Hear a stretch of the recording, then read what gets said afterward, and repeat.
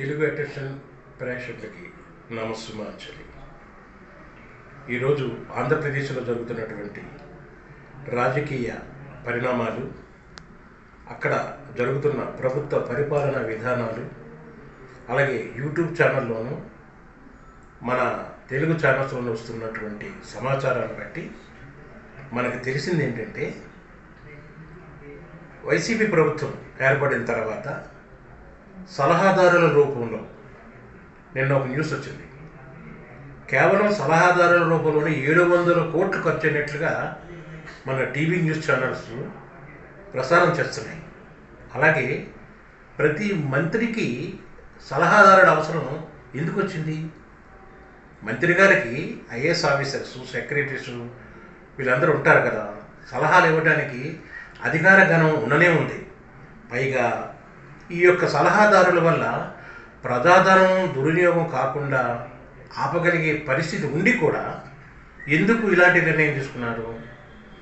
ప్రజాధనాన్ని అనేక రూపాల్లో సంక్షేమ కార్యక్రమాలకి, అభివృద్ధి కార్యక్రమాలకి, ఇంకా అనేక అవసరాలకు ఉపయోగించాల్సిన చోట 700 కోట్ల రూపాయలు కేవలం సలహాదారుల రూపంలోనే ఖర్చు పెట్టారనే వార్త ఆంధ్రప్రదేశ్ ప్రజలనే కాదు, ఇతర రాష్ట్ర ప్రజలు కూడా విని ఆశ్చర్యపోతున్నారు.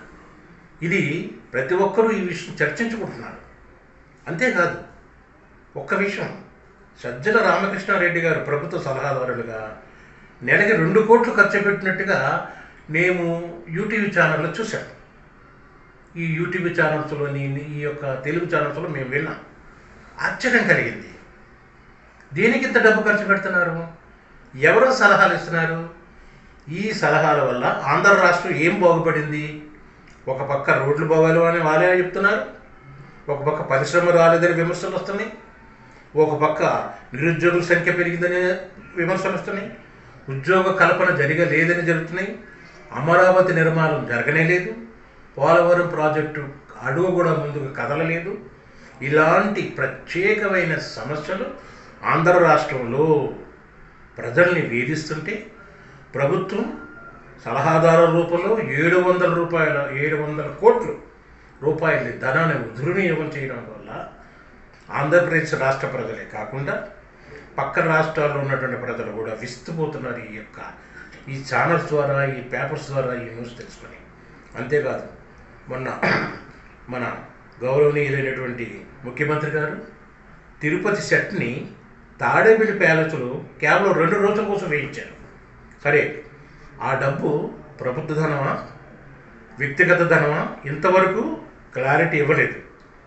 ప్రతిపక్షాల ఆరోపణ ఏంటంటే ఇది ప్రభుత్వ ధనమే అని చెబుతున్నారు. ఇది కూడా ఆలోచించిన విషయం కదా. ఇకపోతే రాష్ట్రంలో ప్రత్యర్థుల మీద పెట్టిన కేసులు, ఎవరైతే ప్రభుత్వానికి వ్యతిరేకంగా మాట్లాడారో, ఎవరైతే ప్రభుత్వానికి అనుకూలంగా లేరో వాళ్ళ మీద పెట్టిన కేసులు వందల సంఖ్యలో ఉండగా కోర్టు ఖర్చుల కింద కొన్ని 100 కోట్లు రాష్ట్ర ప్రభుత్వం ఖర్చు పెట్టినట్లుగా వివరాలు తెలియజేస్తున్నాయి. కాబట్టి ఇదంతా ప్రజాధనం కాదా? ప్రజలు మనకి అనేక రూపాల్లో, మనకి పన్ను రూపంలో, ప్రతిదానికి పన్ను ఉంది కదా ఈరోజు, ట్యాక్స్, ఆ రూపంలో రాష్ట్ర ప్రభుత్వానికి కడుతుంటే ఆ డబ్బు దేనికి ఉపయోగపడాలి? ఇవన్నీ ఆంధ్రప్రదేశ్ ప్రజలు గమనిస్తున్నారు, ఇతర రాష్ట్ర ప్రజలు కూడా గమనిస్తున్నారు. కానీ ఇతర రాష్ట్ర ప్రజలకి అవసరం ఏమున్నా ఏమి లేకపోయినా నష్టపోయేది మాత్రం ఆంధ్ర రాష్ట్ర ప్రజలే. నిరుద్యోగ యువత నిస్సరసులో ఉంది. ఒక పక్క అంగన్వాడీ కార్యకర్తల ఆందోళన, ఒక పక్క ఎన్ని ఆందోళనలు జరుగుతున్నాయి ఈరోజు మనం అందరం చూస్తున్నాం. కాబట్టి ఏ ప్రభుత్వమైనా ప్రజా సంక్షేమం ఒక పక్కన పెడితే అభివృద్ధి కూడా జరగాలి, మంచి పనులు జరగాలి. ప్రభుత్వ డబ్బుని ఖర్చు పెట్టేటప్పుడు ఒక్క విషయం అండి, స్కిల్ డెవలప్మెంట్ కేసులో చంద్రబాబు నాయుడు గారు అవినీతి చేశారని ఆయన జైల్లో పెట్టారు కదా. అవినీతి జరిగింది లేదు ఇంతవరకు మనకు తెలియదు. కానీ మరి 700 కోట్లు సలహాదారు రూపంలోనే ఖర్చు పెడితే దీన్ని ఏ విధంగా ప్రజలు అర్థం చేసుకోవాలి చెప్పండి?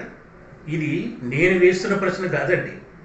ప్రజలు అనుకుంటుండగా నేను విని ఒక కామన్ మ్యాన్గా మీ దృష్టికి తీసుకురావాలని ఈ విషయాన్ని మేము తెలియజేస్తున్నాం. ఇది విషయం అండి.